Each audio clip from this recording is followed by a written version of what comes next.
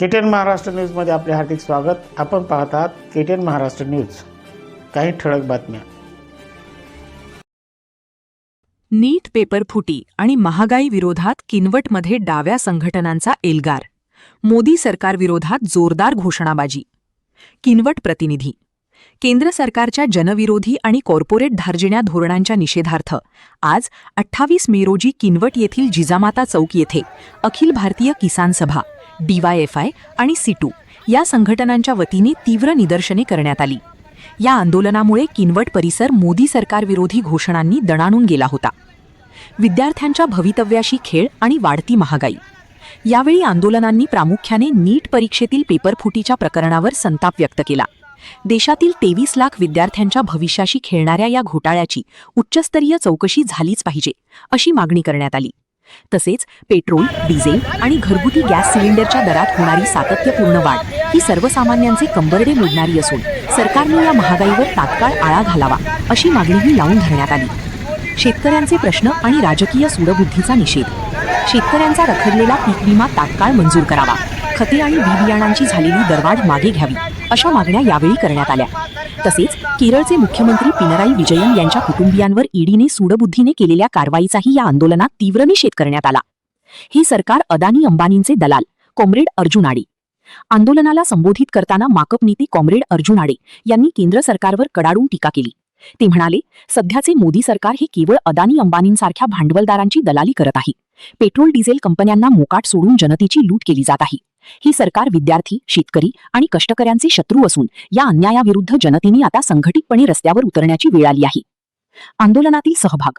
या आंदोलनात जनार्दन काळे, इंदल राठोड, प्रशांत जाधव, शेषराव ढोले, सीताराम आडे, सुनील राठोड, बाणा कोतुरवार, नामदेव चव्हाण, शामराव धुपी, महमूद पठाण, सिनू आडे, अर्चना काळे, रंगराव चव्हाण, यशवंत राठोड, धनलाल नाईक, समता पार्टीचे विनोद कदम यांच्यासह किसान सभा, DYFI आणि सिटू संघटनांचे पदाधिकारी, कार्यकर्ते, शेतकरी व तरुण मोठ्या संख्येने सहभागी झाले होते. मागण्या मान्य न झाल्यास आगामी काळात आंदोलन अधिक तीव्र करण्याचा इशारा यावेळी सर्व संघटनांच्या वतीने देण्यात आला. संपादक आनंद भालेराव, किनवट टुडे न्यूज, किनवट, नांदेड. नावानं सत्तेत आलेल्या RSS, BJP, नरेंद्र मोदीचं सरकार आज संपूर्ण देश नीलाम करतो आहे. जगाचा दादा ट्रम्पची गुलामी करून, सरेंडर होऊन जगातल्या सगळ्या तेल कंपनीवरती ताबा करतो आणि तेल कंपनीच्या ताब्यासाठी वेगवेगळ्या राष्ट्रात लक्षांना तो बंदी बनवतो आणि आपल्या देशामधल्या ज्या प्रॉफिटमध्ये असलेल्या तेल कंपन्या आहेत त्यांना आणखीन ते तेलाचं म्हणजे आणखीन नफा वाढवण्यासाठी प्रचंड देशवासियांवर डिझेल, पेट्रोल आणि गॅसचा भाव वाढवतो. याचा आम्ही जाहीर धिक्कार करतो आहे मित्रांनो.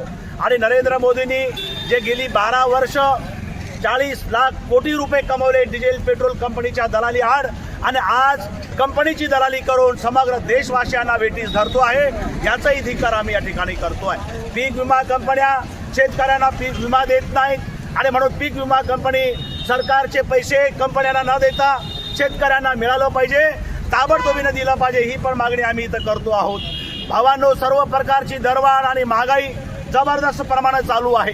पेपर फुटीमध्ये जे पेपर सेट करणारे भारतीय जनता पक्षाचे दलाल आहेत, जे त्यांचे सर्व उच्च शिक्षण क्षेत्रावरती अधिकारी आहेत, तेच लोक सगळ्याच्यात सापडलेले आहेत. आणि म्हणून शिक्षण क्षेत्राचा बट्ट्याबोळ करून या देशातल्या लाखो विद्यार्थ्यांना त्यांना आत्महत्या करायला भाग पाडून त्यांच्या जीवनाशी खेळणारं केंद्रीय शिक्षण मंत्री आणि देशाचा पंतप्रधान ताबडतोबीने राजीनामा द्यावा, ही मागणी सुद्धा आम्ही या ठिकाणी करतो आहोत. भावानो, काल कॉम्रेड विजय पिनराई जे केरळाचे आपले मुख्यमंत्री आहेत, नरेंद्र मोदीची पिसाळलेली ईडी आज ते विरोधी पक्षांना नेस्तानाबूत करण्यासाठी सगळ्यांच्या घरावर धाडी मारत आहेत.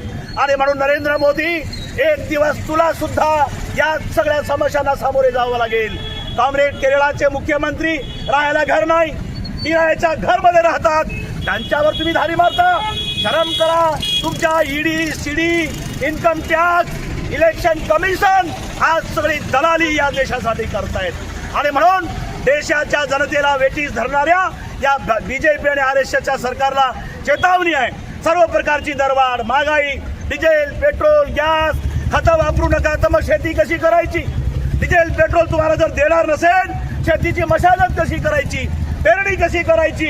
याचा अर्थ असा आहे, देशातला शेती क्षेत्र असो, उद्योग क्षेत्र असो, तेलाचं क्षेत्र असो, सर्व बर्बाद करण्याचा धोरण केंद्रीय सरकार अमित शहा आणि नरेंद्र मोदी करतो आहेत. त्यांना देशातून हाकलून लावण्याची मागणी सुद्धा आम्ही या ठिकाणी करतो.